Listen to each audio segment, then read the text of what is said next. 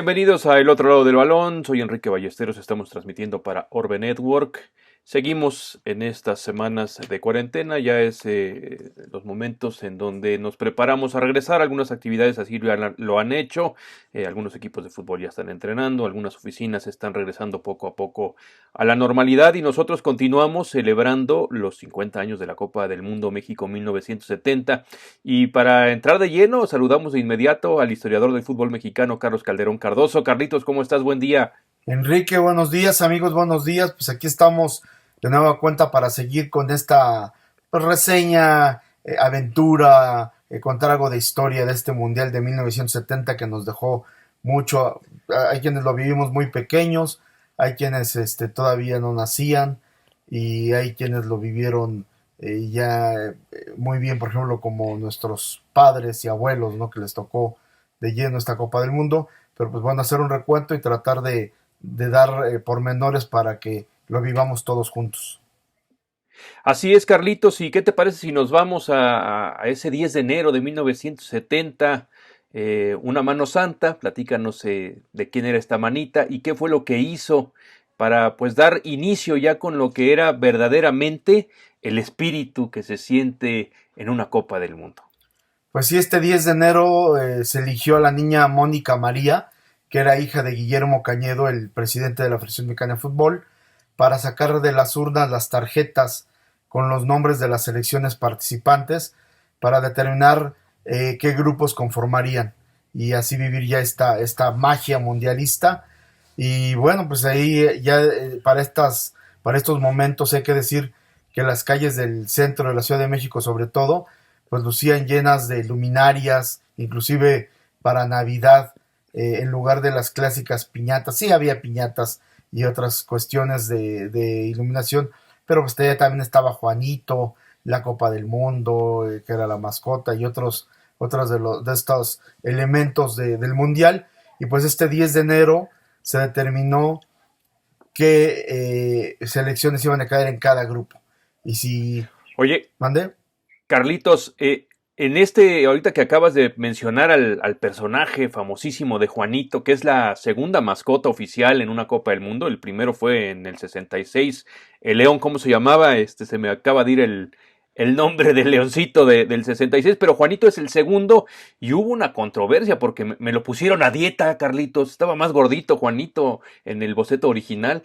Sí, inclusive no era la mascota original, ¿no? Primero se había determinado que era una especie como de aguilita, se pensó también en un chilito y en varias cuestiones, y finalmente se decidieron por Juanito prácticamente de último momento, ya que se había dado la fecha para decidir la mascota, pues de pronto hubo este cambio, y como bien dices, muchas críticas porque decían que Juanito pues sí representaba a lo mejor el clásico mexicanito, chaparrito, con su sombrero, que esa era un poco la idea, gordito, y pues sí lo pusieron a dieta, ¿no? Porque pues mucha gente no convivió con esta idea del niño gordito. Así es. Oye, ¿te parece si mencionamos primero las cuatro sedes? Y estas cuatro sedes creo que tienen un simbolismo muy particular. Las voy a mencionar, Carlitos. La primera, por lo pronto, es la Ciudad de México, con el Estadio Azteca, que fue la punta de lanza de la campaña para obtener la sede. El segundo grupo se jugó en Puebla y en Toluca. En Puebla, en el Estadio Cuauhtémoc, que se construyó expresamente para Juegos Olímpicos y después para Copa del Mundo, pues porque era la ciudad de capital del estado de origen de Gustavo Díaz Ordaz, el presidente de la República. Y en Toluca pues hay una particularidad. Fíjate que no estaba contemplado Toluca dentro de las sedes, pero don Nemesio Díez Riega, que en esos momentos comercializaba la cerveza en prácticamente ya todo el país, pues le dijo a don Fernando Corona, que era compadre a su vez de Guillermo Cañedo, pues que viera la manera de cómo convertir a Toluca en sede, y don Fernando hizo por ahí unos movimientos que acabaron con Sir Stanley Rose primero comiendo en la casa de don Fernando un delicioso chicharrón a pesar de que le habían hecho platos ingleses, y después se fueron a Toluca, y ahí en Toluca conoció el estadio Gutiérrez Dosal, México 70 a la postre, y don Nemesio Díez le dijo a Sir Stanley Rose, Rose. Aquí está el dinero de todas las entradas. Necesitamos que se jueguen 4 partidos en Toluca, y así se gestionó la sede. Ya después llegó Guillermo Cañedo a apoyar el proyecto, pero estamos hablando que si el Estadio Azteca fue la punta de lanza de los medios de comunicación de Emilio Azcárraga, el Estadio Cuauhtémoc en representación del poder del presidente, pues el Estadio de Toluca fue la representación de lo comercial, de las cerveceras que dieron ese empuje al fútbol mediático, y bueno, esta historia muy a la mexicana de cómo obtener una sede. Por supuesto que estaba Guadalajara, el epicentro de la pasión futbolística, de la mexicanidad y de todo lo que había hecho el campeonísimo, y este estadio que se le había adelantado también en tamaño y en dimensiones a muchos de los de la República, el Estadio Jalisco. Y terminaríamos con un homenaje al fútbol de antaño en la representación y en la pasión del Estadio de León, el Nou Camp, que también se había hecho en fechas recientes. 4 sedes muy representativas, ¿no, Carlitos? Sí, el Estadio Azteca con capacidad para 110,000 aficionados, que en un principio no tenía este techo volado que conocemos, y que se hizo, pues digamos que exprofeso para que el Azteca fuera reconocido como tal por su creador, porque en un principio no había ganado el concurso, o estuvo a punto de no ganar el concurso para hacer el Estadio Azteca, Pedro Ramírez Vázquez, y le puso este techo volado que justamente en la inauguración no está, pero ya para el Mundial sí. Y bueno, este estadio, como bien decíamos, 110,000 espectadores. Luego el Estadio Cuauhtémoc de Puebla con capacidad para 36,000 espectadores. El del Toluca, que había sufrido también una remodelación, 30,000 espectadores. El Jalisco, que era un estadio muy, muy bonito, imponente en su momento, 56,000, y el de León 30,000. 30,000, y fíjate, el Estadio México 70 tenía menor capacidad en esos momentos, digo, lo pusieron en 30,000, pero la realidad es que a lo mucho le cabían 25,000 personas. Y hay un detalle: el Estadio Cuauhtémoc, el arquitecto Pedro Ramírez Vázquez lo contaba siempre, era uno de sus estadios que le daba frustración recordarlo, porque él diseñó bajo las mismas premisas que los niveles del Estadio Azteca. Si uno se da cuenta al llegar al Estadio Cuauhtémoc, el primer piso es muy parecido, si no es que igual, al diseño del Estadio Azteca, y había un mural esplendoroso del arquitecto Corro, si no mal recuerdo el apellido, con 1,000,000 de mosaicos venecianos, en una representación, por supuesto, del emperador azteca de Cuauhtémoc, con motivos futboleros que daban la bienvenida a los asistentes, y que con el tiempo, en la segunda Copa del Mundo, se hicieron modificaciones que hicieron enojar de a de veras al arquitecto Pedro Ramírez Vázquez. ¿Y el Estadio Jalisco, tienes algún apunte de su construcción, de sus formas, de sus motivos? Pues el Estadio Jalisco, hay, bueno, varios grupos. Pues ahí está el Guadalajara, el Atlas, el Oro, y posteriormente la misma Universidad de Guadalajara que intervino en esto. Y bueno, este estadio se comienza su construcción desde el 54. Se empieza a buscar los medios para hacerlo, y se logra la aprobación del estadio, ¿no? Recordemos que antes de este estaba el Parque Oblatos, un tradicional parque, el Martínez Sandoval, que es donde se jugó por muchos años fútbol en el estado. Y pues afortunadamente, al crearse la asociación que decía de Clubes Unidos de Jalisco en el 56, se logra captar el dinero necesario. La inversión fue de más de 18 millones de pesos, que en su momento era un dineral, y que se pudo acondicionar de tal forma para hacerlo. En el 59 se estrena. Es un estadio maravilloso. A mí me gusta mucho en lo personal, aunque ya ha sido rebasado igual que el Azteca, pero un estadio muy bonito y muy, muy futbolero, diría yo. Y bueno, otro no menos futbolero, pues el Nou Camp de León, el Estadio León ahora, que está la polémica por ahí de que si el equipo construye un nuevo escenario, pues este estadio que le harían, tal vez se corra la misma suerte que la Martinica, que ha sido demolido, y pues se construye también en ese final de la década de los 60 para albergar esta fiebre deportiva de alto nivel en la que estaba sumido nuestro país.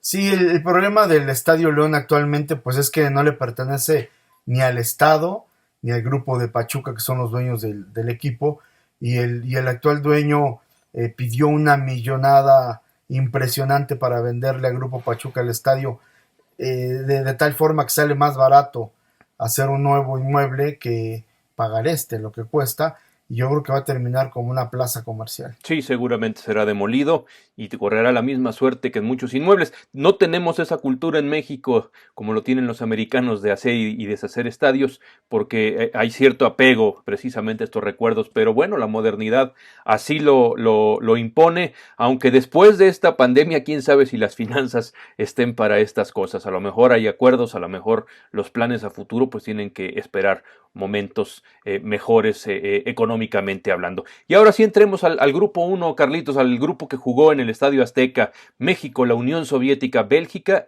y El Salvador. El capítulo pasado ya hablamos de México, pero por ahí vamos a hablar de los rivales de México, en particular del Salvador, que vivió una situación muy delicada, derivada no del fútbol, pero sí se tuvo un partido de fútbol eliminatorio para que un conflicto que ya venía de muchos años, provocado por las injusticias, por la situación de los terratenientes que sometían a los campesinos, los límites tan pegados y por supuesto el armamento que ya no utilizaban los Estados Unidos, que eran las obras de la Segunda Guerra Mundial, pues tenían que echarlo a andar en una guerra que duró 4 días tras un enfrentamiento futbolístico entre Honduras y El Salvador, narrado espléndidamente por Kapuczynski, uno de los grandes periodistas del siglo XX, y que trajo a El Salvador como el caballo negro, del que menos se esperaba, y así fue en la Copa del Mundo del equipo salvadoreño, Carlitos. Sí, como bien mencionas, pues esta guerra del Salvador se da por un conflicto sobre todo económico. Existía unas zonas, digamos, una zona de tierras de campesinos salvadoreños, y donde fueron quitados así prácticamente por el gobierno hondureño de López Arellano para darle o favorecer a las compañías bananeras norteamericanas, y fueron desplazados miles de salvadoreños, expulsión de más de 11,000 campesinos, y en represalia, pues el 14 de julio entran los carros de combate salvadoreños a Honduras, a los principales puertos hondureños, se desata esta guerra, como bien dices. Se habían jugado los partidos de ida y vuelta para determinar quién iba a la Copa del Mundo, el primero ganado por Honduras 1-0, el segundo por El Salvador 3-0, y se pide que haya un tercer partido en campo neutral, y México propone que sea aquí en la Ciudad de México, en el Azteca, y pues viene este famoso enfrentamiento que es ganado por El Salvador 3-2, un partido muy duro, muy disputado, en donde de verdad se peleaba mucho más que el fútbol, se peleaba el orgullo de las dos naciones, una prórroga ahí a uñas y dientes se logró terminar el partido, y bueno, El Salvador califica, y Honduras estuvo a punto de retomar la guerra, pero se le hizo ver de que en caso de que El Salvador no pudiera llegar a buen término al Mundial, pues podría ser que que Honduras tomara su lugar, entonces por tanto se salvó este conflicto todavía más, ¿no? Sí, a final de cuentas fue esta situación que bien mencionas, los abusos del poder, los abusos de las industrias, de las empresas norteamericanas y los excedentes. A final de cuentas es la economía de guerra que siempre ha propuesto este gigante del norte hacia el resto de los países del mundo. Y bueno, vinieron los rusos que venían muy presionados, se hablaba mucho de que no iban a poder en la altitud de la Ciudad de México con el calor a las 12 del día, y pues se enfrentan a México en la inauguración en un partido, mi Charlie, pues no de alarido, de bostezo, ¿no? Aburridísimo, leemos la prensa los periódicos al día siguiente, y la prensa extranjera concuerda, no hay alguien que diga que no, que fue un partido aburridísimo, terrible, y que no se sabía qué equipo podía dar más, ¿no? Porque pues, no hubo mucho más que ver en este encuentro. Podríamos decir que lo más sobresaliente es que se da la primera sustitución en la historia, Sí. que es de parte de la URSS, de Anatoly Pusak, que ingresó en sustitución de Víctor Serebranskinov, y también se da la primera tarjeta amarilla también para un ruso, para Kaji Asastiani. Oye, y ya en el resto de los resultados, Bélgica le da 3-0 a El Salvador. Los soviéticos, después de no anotar, se engolosinan con Bélgica y le anotan 4, ganan 4-1. Y después viene México, que tampoco había anotado, y le anota 4 goles a El Salvador, en lo que es la máxima goleada en una Copa del Mundo del equipo mexicano. En la historia, y sigue siendo, Sí. sigue siendo la máxima goleada de México en una Copa del Mundo. Y aquí se da el caso de que Juan Basaguren es el primer suplente que ingresa y marca un gol en la historia de las Copas del Mundo. Y para México, que Javier Valdivia, bueno, es para México, pero también que Javier Valdivia anota un doblete, algo que no ocurría para nuestro país desde el Mundial del 30. Desde el Mundial del 30 con Manuel Rosas, ¿no?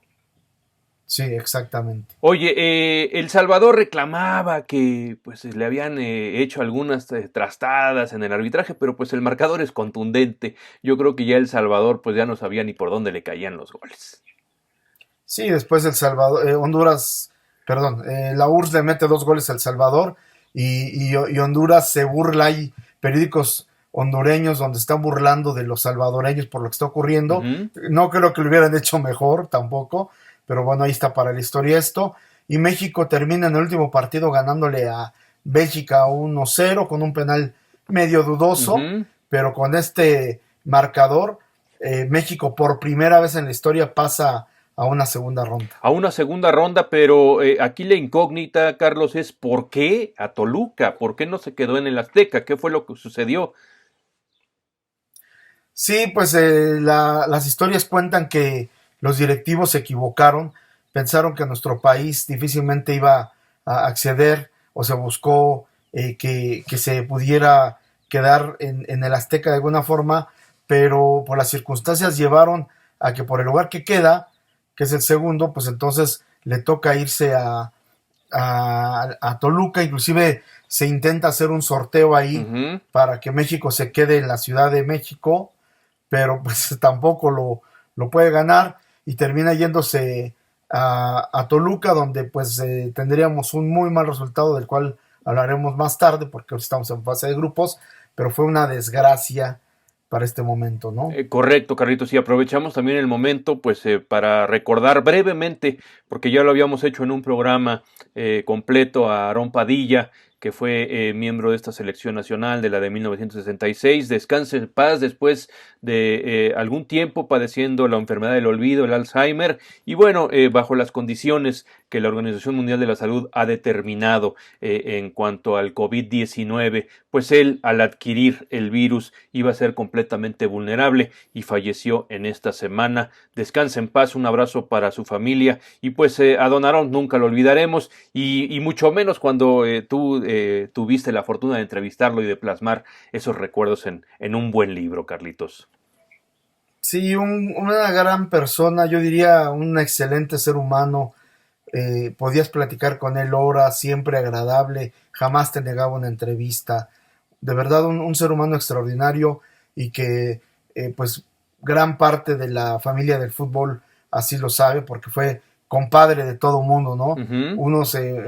Unos naturalmente con bautizo de hijos y otros por ese compadrazgo que él mismo llegaba y cuando quería a alguien pues le decía simplemente compadre. Así es una persona entrañable, amigo de muchos y bueno, su bicicleta será inolvidable, esa amistad que se manifestaba en el campo con Enrique Borja, que era una sociedad también futbolística muy agradable, pues será parte ya de las leyendas y de las historias del fútbol mexicano. Carlitos, para cerrar este programa y dejarle a los demás grupos el siguiente capítulo, pues vamos a cerrar con los momentos del Tri en la Copa del Mundo de México 1970, ¿te parece? Me parece bien. Adelante, arránquese. Mira, los momentos claves son, uno, Raúl Cárdenas es el primer técnico del tricolor que antes disputó un mundial como seleccionado nacional. Correcto. Antes de eso no había ocurrido. Otro es que Gustavo Peña es el primer jugador mexicano en recibir una tarjeta amarilla. El certamen, recordemos que es el primer mundial donde hay tarjetas amarillas y rojas, sí, y que afortunadamente no hubo ninguna roja, pero bueno, es el primer mexicano en recibir tarjeta amarilla. Al implantarse los cambios en esta Copa del Mundo, Antonio Munguía es el primer tricolor en sustituir a otro. Ingresó por Mario Velarde. Se da, bueno, también que es un hecho que ya decíamos, que se da la que hasta hoy es la máxima goleada de la selección mexicana en Copas del Mundo, el C4-0 a El Salvador. El hecho de Javier Valdivia, que es el segundo jugador mexicano en anotar 2 goles, que ya lo habíamos dicho, en Copas del Mundo. Ignacio Basaguren, primer seleccionado que consigue un tanto tras haber entrado de cambio. De México, su primera clasificación a la siguiente fase, sí, que la consigue al derrotar a Bélgica. Como anfitrión, el equipo de Raúl Cárdenas termina la etapa de grupos sin recibir anotación. Esto es muy importante porque México era el país más goleado y está entre los más goleados en Copas del Mundo, pero aquí no recibe anotación en la primera fase. Luego ya de la segunda fase, José Luis González marca el primer gol del Tri en una segunda fase en mundiales porque nunca había accedido. Un autogol de Gustavo Peña bate los 400 minutos de México sin recibir gol en el Mundial del 70. Luego el juego de cuartos de final contra Italia disputado en Toluca, bueno, pues ya hablaremos del 4-1, y recibe su gol número 50 en la historia de la justa con el cuarto tanto italiano, obra de Luigi Riva. De Luigi Riva allá en Toluca. Oye, Carlitos, esta lista la complementaría con que es la primera vez también que el Ángel de la Independencia pues congrega la famosa fiesta futbolera que a partir de entonces se desarrolla en nuestro país cada que la selección da pretexto, ¿no? Ya no es el mundial, ya hasta por ganar un amistoso, algunos aventurados se van al Ángel de la Independencia. Sí, se da tras el partido del Salvador. ¿Del Salvador o de Bélgica? Y con ese, ¿perdón? ¿Del Salvador o de Bélgica? No, después del 4-0 contra El Salvador, ahí se reúne la gente del Ángel de la Independencia sin que nadie les dijera, sin que nadie los promoviera. La gente se empieza a reunir ahí y luego ya con el partido ante Bélgica que se consigue el pase a la siguiente ronda, pues ya esto pasa a ser de verdad una euforia humana impresionante, porque no solamente ya fueron unos cientos o unas decenas, sino miles los que se congregaron alrededor del Ángel de la Independencia. Oye, Carlitos, también hubo un gran documental de esa Copa del Mundo, una forma de narrar diferente. Se tuvo un personaje, un chiquillo que anduvo de visita en todos los estadios con su balón y hasta en eso también hubo innovaciones en esta Copa del Mundo. Dejó de ser una película de hechos para convertirse en una película más del aficionado, ¿no? Sí, además hay que hacer notar que, bueno, la FIFA así se maneja. Esta película mundialista pues va patrocinada por Coca-Cola, claro, que es uno de los grandes patrocinadores de los mundiales, y que pues aquí se coló, se agarró, y tú ves esa botellita de Coca-Cola por toda la película, es parte esencial de la misma, y bueno, pues es también algo interesante de marcar, ¿no? Alberto Isaac hizo la película. Sí, exacto. Isaac y por ahí algunos cineastas muy famosos mexicanos también estuvieron asesorando. Carlitos, pues así le ponemos este punto final a este capítulo de la Copa del Mundo. La próxima semana nos vamos con los siguientes grupos, si nos da tiempo las rondas finales y el campeonato de Brasil, aunque yo creo que le destinaremos un capítulo más a estas conclusiones de los 50 años de la Copa del Mundo, Carlitos. ¿Algún otro apunte que tengas? Si los dejamos con un dato para abrir boca al siguiente capítulo, es que de los 16 representativos que están en esta Copa del Mundo, 3 eran bicampeones y buscaban la gloria de una tercera Copa Mundial. Eran bicampeones Uruguay, 30 y 50, Italia 34 y 38, y Brasil 58 y 66. Si alguno de estos ganaba, pues se quedaba con la famosa Copa Jules Rimet por única vez, porque se la quedarían para siempre. Para siempre, y nacería a partir del 74 la Copa Mundial de la FIFA, el trofeo de la Copa Mundial de la FIFA. Carlitos, pues como siempre ha sido un placer recordar esos tiempos y estar contigo en comunicación. Que te la pases muy bien y cuídate mucho. Un abrazo, cuídate mucho, Enrique, y cuídense mucho, amigos. Nos vemos la próxima semana. Continuamos con la programación de Orbe Network.